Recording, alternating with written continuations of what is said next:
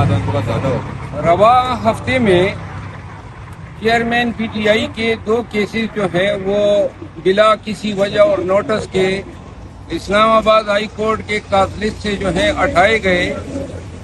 इसमें एक इद्दत का केस था जो मैंने चैलेंज किया हुआ है और एक तोशाखाना रेफरेंस था। दूसरी तरफ मियां नवाज शरीफ की जो बेल आती है बगैर किसी उज़र के अगले दिन के उसी रोज के लिए मुकर्रर होती है। और फिर आप नेब की चुस्ती देख लें कि बिला नोटिस के उनके वकील साहब नमूदार होते हैं और कहते हैं जी हमें कोई इतराज नहीं है, तो लिहाजा ये फिक्स मैच है। और नेब ऐसी हरकतों से पाकिस्तानी अवाम की नज़रों में अपनी इज्जत और तवकीर खो चुका है।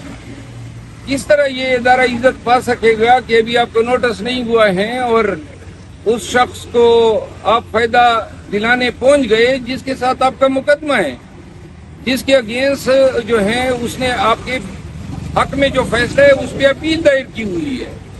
तो लिहाजा ये कलूजन और कन्नाइवेंस है मुजरिम और नेब के माबेन। और दूसरी तरफ जो है खान साहब के जो मुकदमात हैं, मैं एक मिसाल कोट करना चाहता हूँ।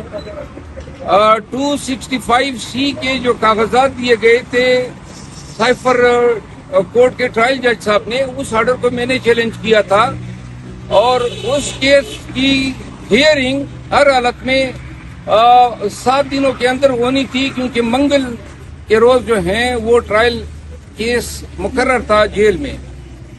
ये केस जो है जुमे के दिन जुमेरात के दिन लगा, ऑब्जेक्शन के तौर पे ऑब्जेक्शन रिमूव हुआ और हमें 24 तारीख दी गई जो अभी तक आई नहीं है। और यूं जो हमारी क्रिमिनल रिवीजन थी वो इनफ्रक्चुअस हो गई। हम ये समझते हैं कि नवाज शरीफ जो है एक तैयार मसनद पे उसको बिठाने के लिए उसकी राहें साफ की जा रही हैं।